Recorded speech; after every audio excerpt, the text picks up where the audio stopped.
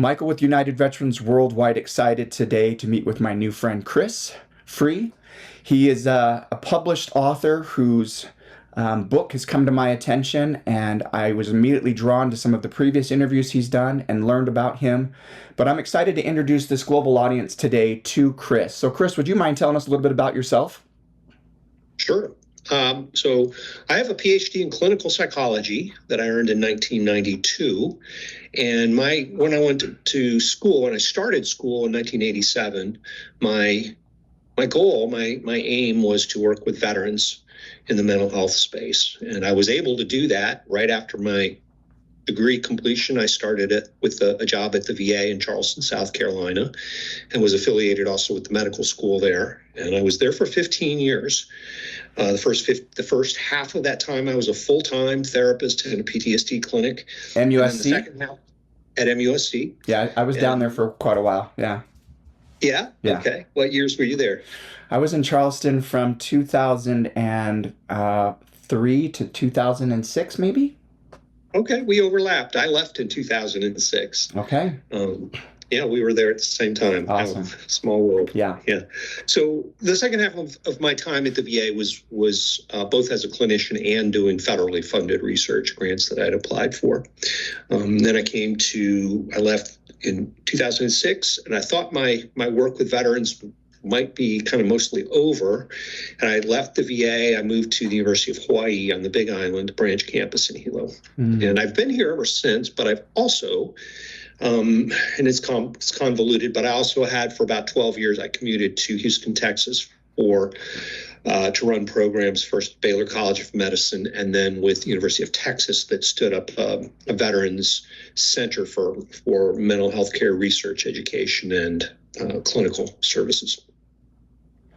Yeah, I'm always amazed that there are more resources than I even know about for veterans. You know, I was lucky enough to have found some incredible resources with Home Base out of Boston. Oh, yeah. and Boston General. Sure.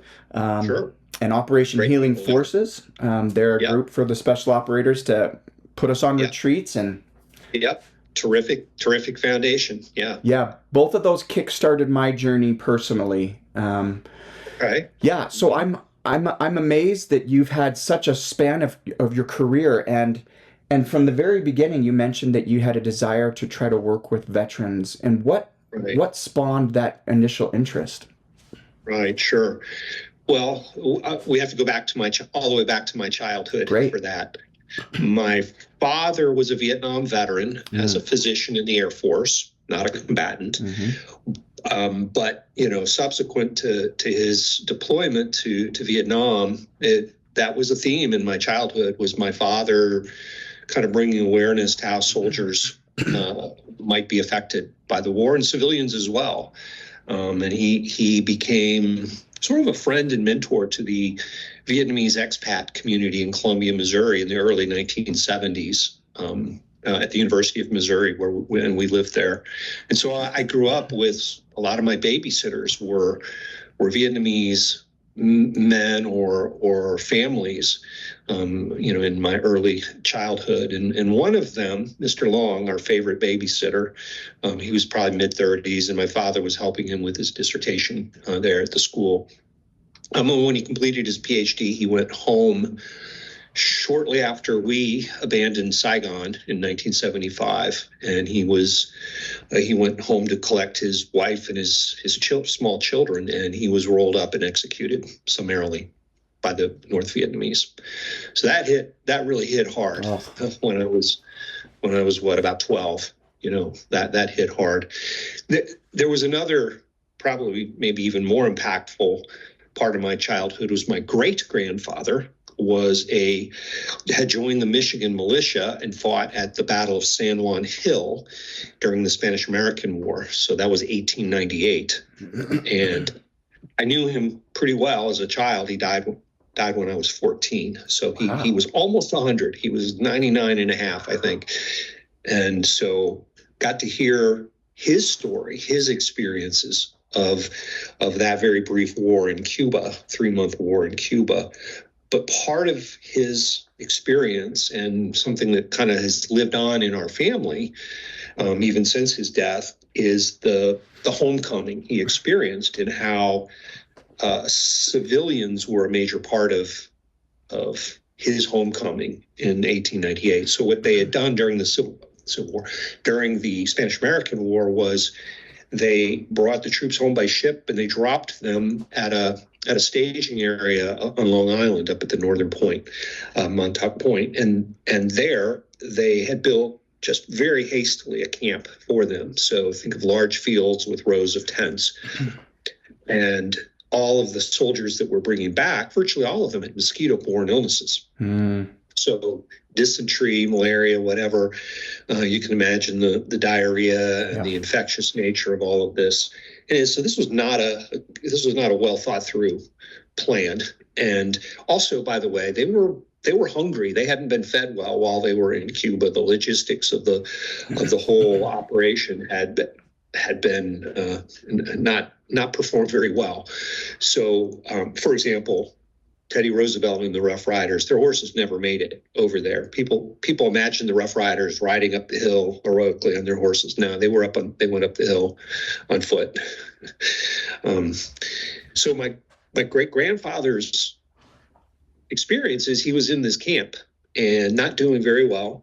And there was a wealthy woman named Jack R. Bean who brought her butler and her horse-drawn carriage up and took my grandfather and I don't know, 4 or 5 other guys home to her home in the city, New York City, and nursed them back to health for, weeks. Amazing. 6 weeks. And in her own home.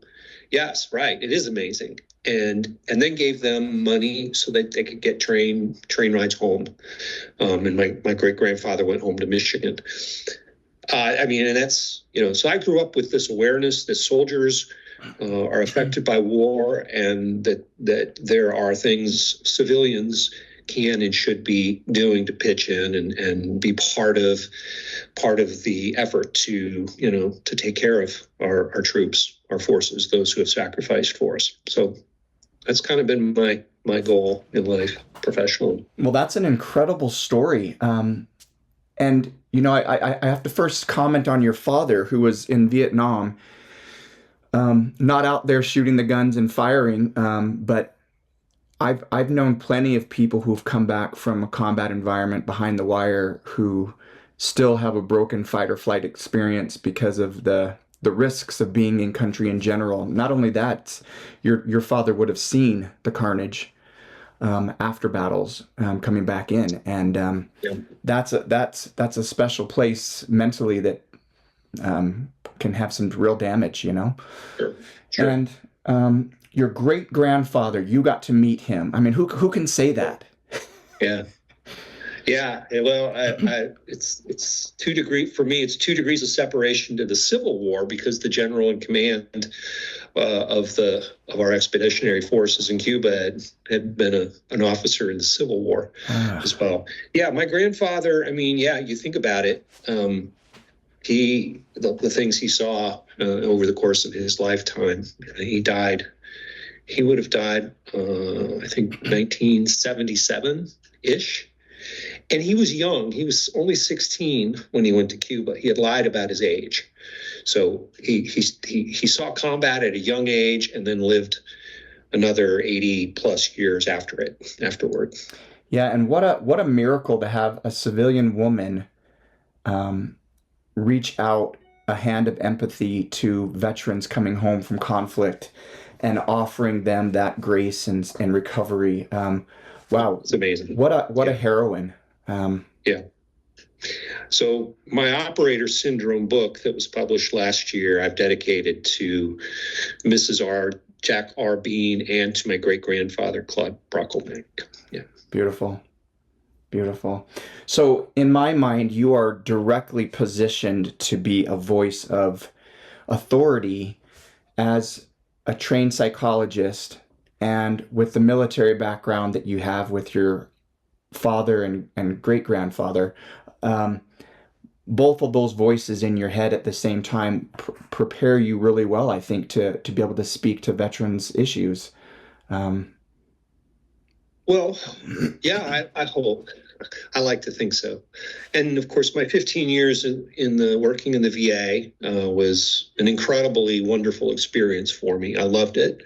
I had so much appreciation for most of the colleagues I worked with. Just, I worked in a clinic for 15 years that it was the same three of us for 15 years, psychiatrist, social worker, myself, and we were just a true, team. And we were well synced with the general mental health clinic that we were a part of. But also my career also has involved research. So I've got over 300 scientific publications and many, many grants to study mental health. And it's not all with veterans. It's not all with service members. Some of it's with other vulnerable populations. But yeah, the primary focus of it has been in this community. And then I guess the other piece of the story is about 10 years ago, on just kind of my friendship side of things in Houston, I found myself with a lot of friends who had recently left military service from the special operations community. And in conversations with those friends who weren't doing well. I mean, they all had kind of the same complaint, which is very general. And it was essentially, I'm not doing well. I don't know what's wrong with me. I don't feel the same. I don't function the same. I can't seem to get my act together, and I don't know why. And so my assumption, right at that early stage of things, was, well, it's probably PTSD. And guess what? I'm a PTSD expert. So, I made myself available for conversations with my friends. And what they realized was they didn't really have PTSD. That wasn't the primary driver of their problems. Yeah, they had some general anxiety. Yeah, they had some depression. But as I was just trying to learn and try different things to figure things out, what emerged, to my surprise, great surprise, was that these guys all had low testosterone.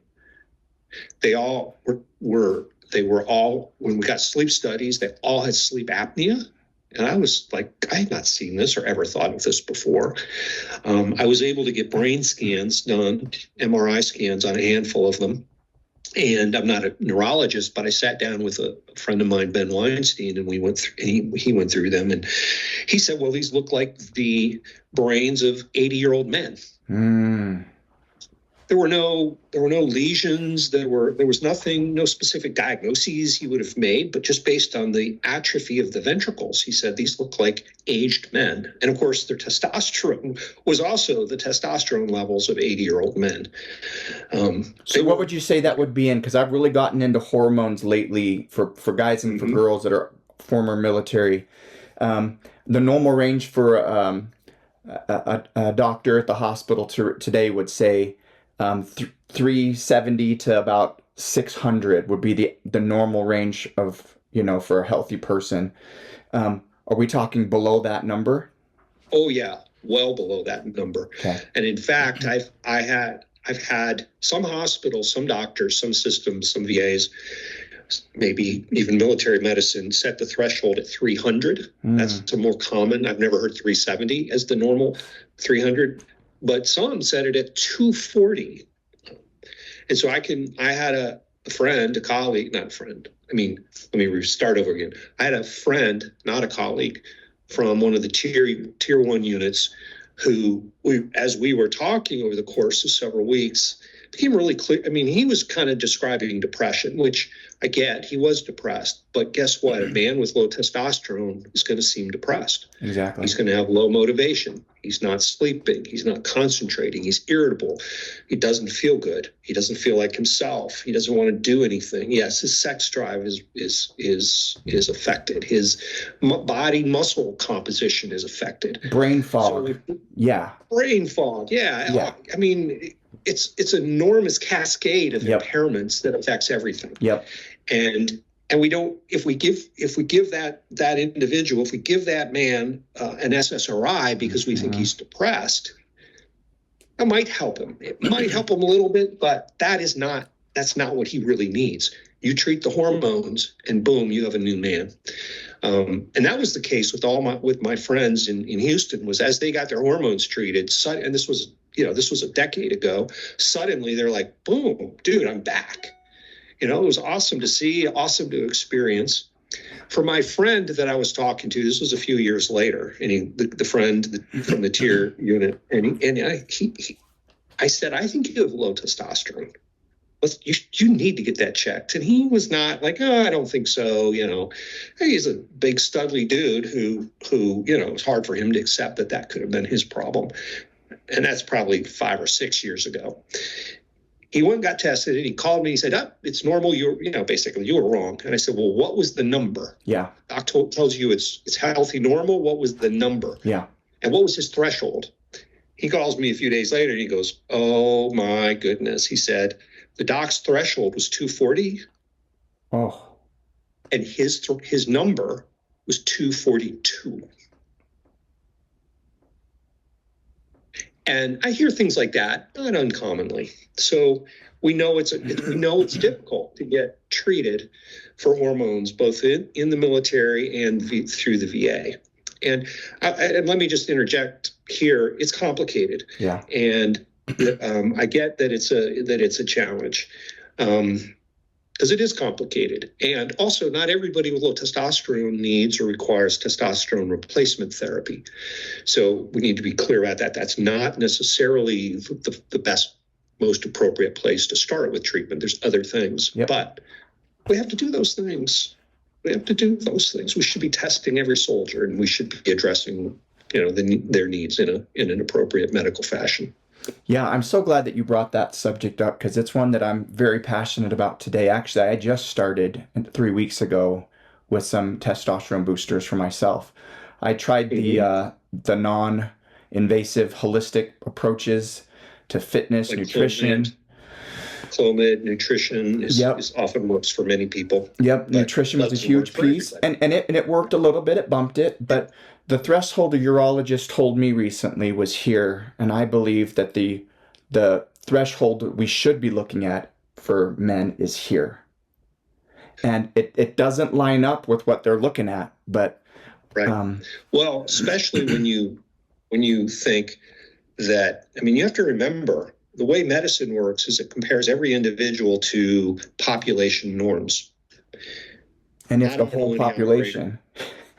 I don't know any operators who are normal population to begin with. True. So where were you when you were 20? Where were you when you were 25? And that's what we ought to be benchmarking against up to a point. But they don't test us when we're in our 20s because they don't see a need to. Like, oh, of course, look at you, you're muscular, you're fit. Like, why would we ever test your testosterone? Right. Yeah. Well, and now, and here's just a glimmer of good news.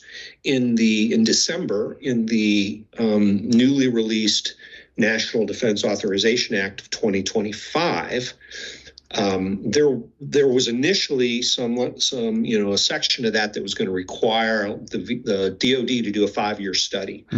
That actually didn't make it through the process, but what did survive, and I think this is a good sign, is that the new Secretary of Defense, who we didn't know who that was at the time in December, is going to have to come back to Congress later this year and report on what does the DoD know about soldier hormones? What are they doing, and what are they doing about it? And what is the plan? And the plan might be something as simple as we're gonna look at our standards. We're going to do some more research. But all of that is a start that's pushing us that can take us in the right direction. So how do we get that? How do we get some of your research into their hands? Is what my question is. Well. Yeah, I don't know. A friend of mine sent me a photograph today, Gordo Hurley, former Canadian Special Operation Forces, and he sent me a photograph of him standing with the VA Minister of Canada in front of very formal photograph with the Canadian flags behind them, and they're holding the Operator Syndrome book up together. Good. So that was kind of cool to see.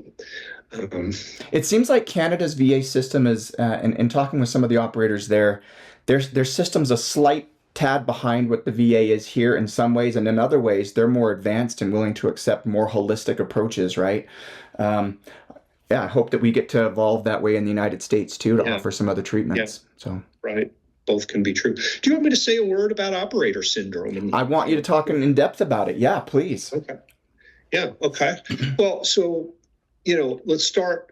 So the idea is that a career in military special operations or many of the other combat arms, especially MOSs that involve explosives, but also first responders. We're seeing a similar pattern of things in law enforcement, EMS, firefighters. So the idea is that there is inevitable that there's going to be a large dose of accumulating allostatic load that affects all of the physiological systems of the human body. So the concept of allostatic load is just the burden, the challenge. It's a hypothetical construct. It's not something that's specifically defined or that we can directly, exactly, specifically measure. But think of all the things that affect a soldier. You've got the breaching, the blasts, the demolitions, the jumping out of airplanes, maybe the diving, the rucking, the tactical driving, the rifle training, and then you got all the stuff that happens in combat, etc. So all of that takes a massive toll, especially on soldiers that have been operating for years, 5 to 10 years, 15, 20 years. I mean, I know operators that have been doing it for almost 30 years. Yeah. So, you really high operational tempo, incredibly physiologically risky and harmful training and combat experiences. And then you do that for 20 years. It's inevitable there are going to be effects. So the concept of operator syndrome takes that perspective, and it's a framework. It's not a specific medical diagnosis, but it's a framework to begin to understand the constellation of interrelated injuries and impairments that are just ubiquitous, that are just so common in operators. And the good news is, to emphasize, we have every reason for hope, for recovery and wellness and improved, optimized performance. And so we're using and seeing others use this framework to treat soldiers later in a career, after a career, but also to set up strategies for mitigating the injuries early on. And I think that's where some of this work that Congress is now talking about with mitigating blast exposures, mitigating and understanding hormone injuries throughout the soldier's military career. I think that's so important. So what's in the framework? Let me just kind of go down the list real quick, if I may. Yeah, go. So it always starts with traumatic brain injuries, and we now know that there's multiple ways to injure the brain. Turns out explosives, blast wave overpressure, has a different effect on the brain, on the whole body, than a concussion from an impact force does. Now, you could have both at the same time. Right. You could have both, alternating. Most guys have a lot of impact force, concussions, subconcussions, but they also have the blast exposures. The blasts go through the soft tissue of the brain and all of the body. And what the injuries, there's two different injuries.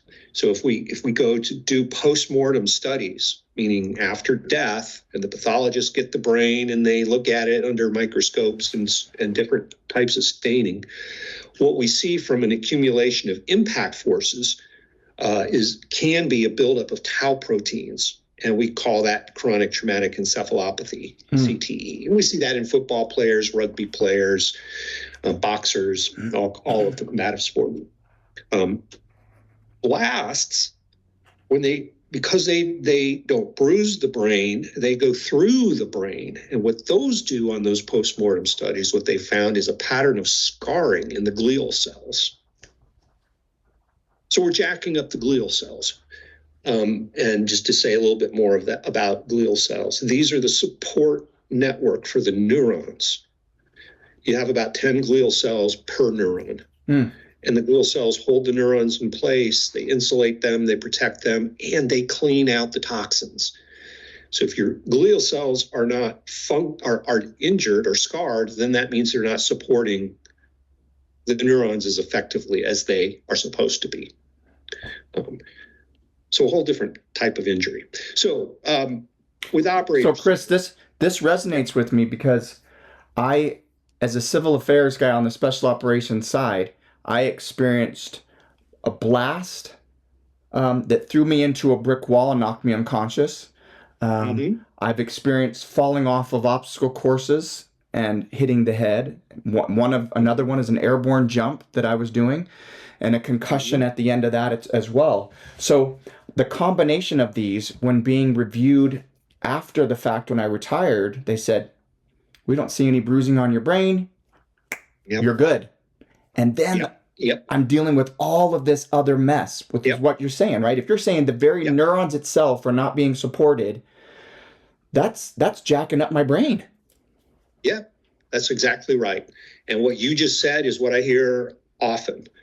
Soldier goes in to the VA to have his brain to be evaluated for traumatic brain injury.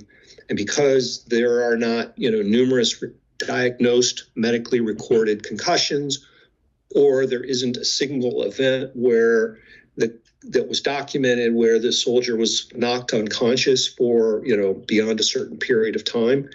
If they don't see that, they've been telling guys, "You're fine, go away." Yeah. And not understanding the damage that blast waves do. Now, there's new research.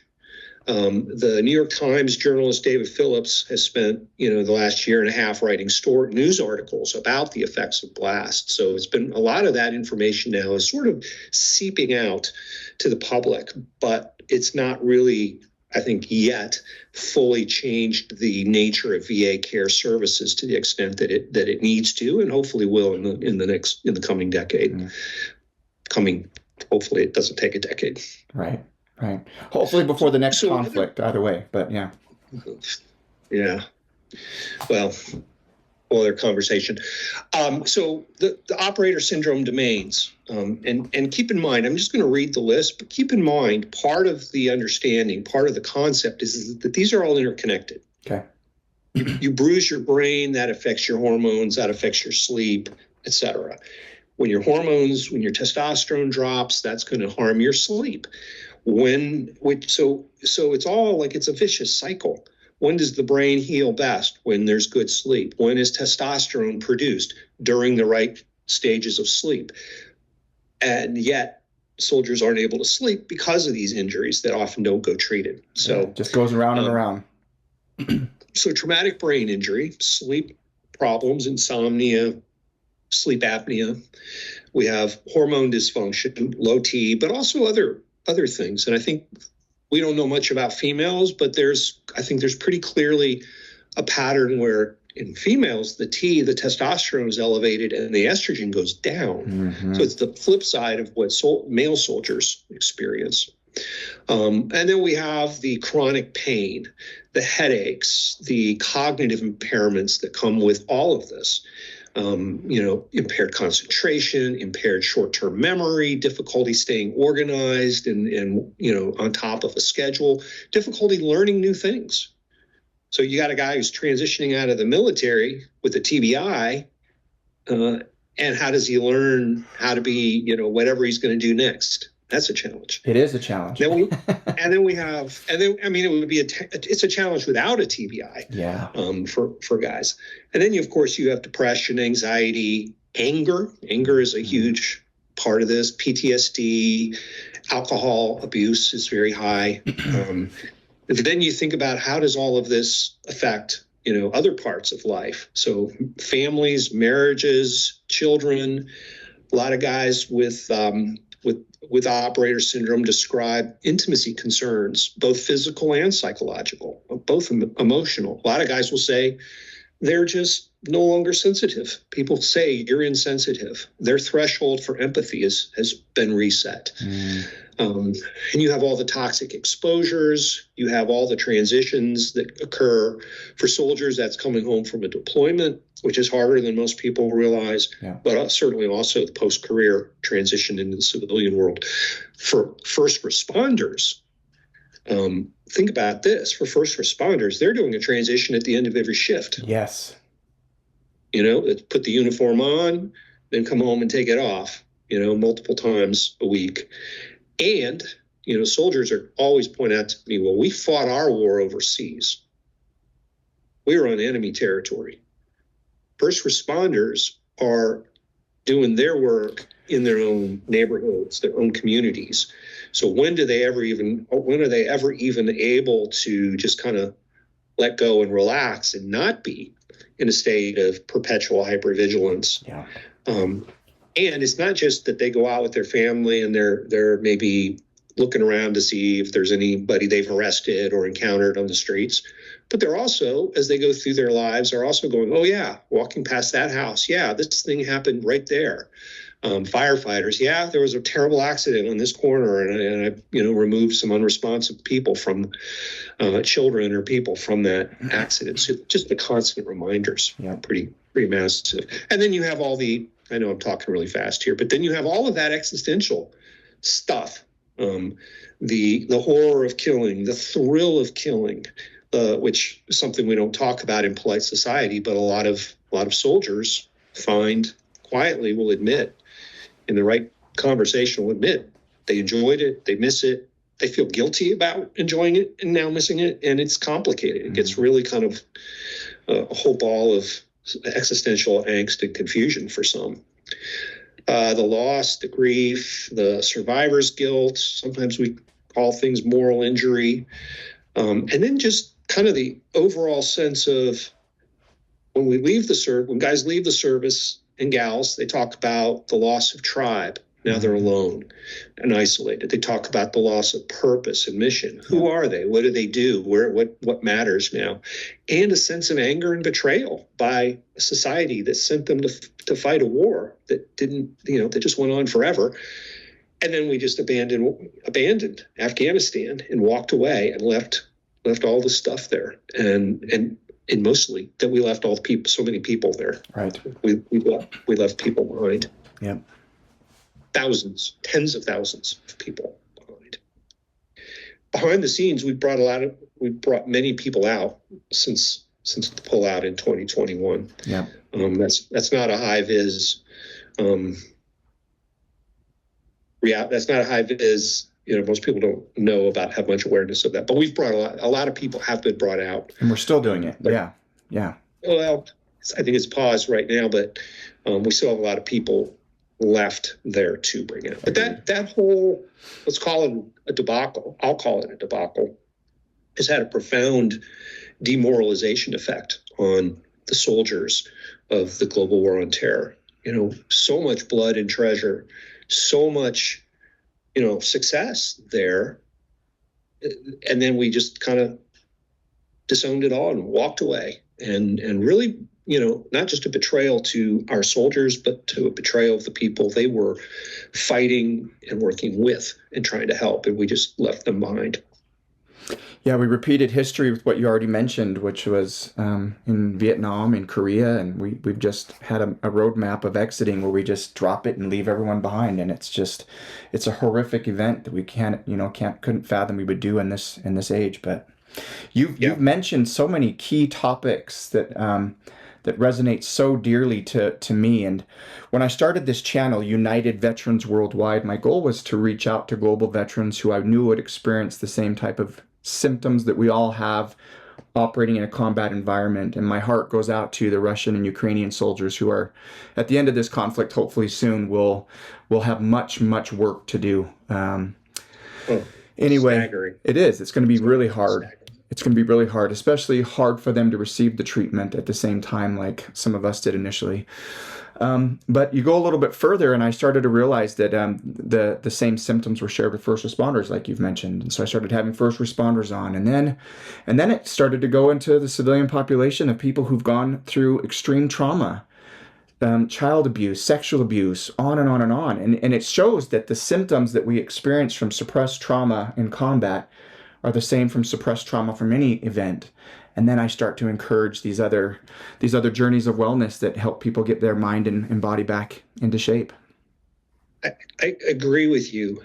And I will add to that, part of what I think the mental health industry, the mental health field, of which I've been a part of for 30 plus years, we have blind spots. And I think we have failed to appreciate the profound importance of understanding hormonal changes and the role of chronic pain and even the role of sleep. I mean, we tell ourselves, yeah, we want to help our patients sleep, but we're not doing the right things to help them sleep. We're overprescribing, I believe. We're overprescribing sleep aids, sleep medications, and we're under providing the essentially the teaching of how to sleep. We all need to be taught how to sleep. So there are programs now to do that. Rob Sweetman's 62 Romeo is a non-medication. It's basically a cognitive behavioral therapy that's been adapted for first responders and soldiers. Doesn't involve any medications.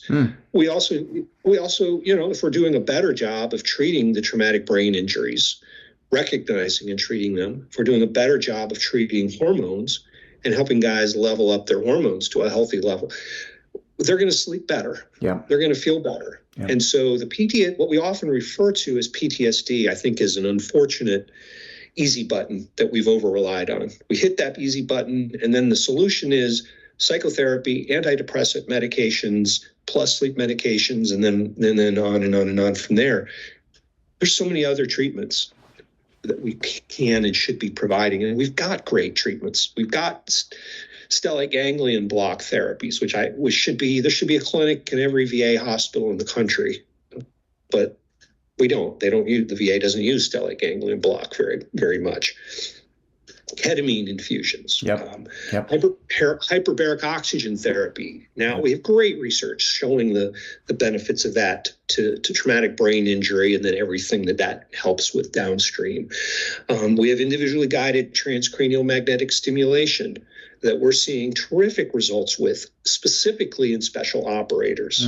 Very safe, very, very reasonable, non-invasive treatment, bringing great benefits to brain health. Psychedelic medications. And I believe that ibogaine and 5-MeO-DMT are absolute game changers for all people with anything approaching operator syndrome. Clearly, they help with the existential issues, the sleep issues, the addiction, the psychological, and they stimulate neurogenerativity, so they're helping the brain. Yeah, those are miracle drugs right there. Plant medicine. Yeah. Unfortunately, we have a medical system that, our organized medicine, which VA and DOD are part of and drivers of. They over-rely on PTSD diagnoses. They ignore hormones and brain health. We don't too often. You mentioned the home base program, which is an exception here, and does what I think we should do, which is bring in an integrated, multidisciplinary approach to evaluating and treating. Another challenge is it's really hard to find therapists who have the cultural competence to understand what a combatant does, what a tactical law enforcement does, what undercover law enforcement do, what patrol officers and firefighters deal with every day, potentially every day of their working life.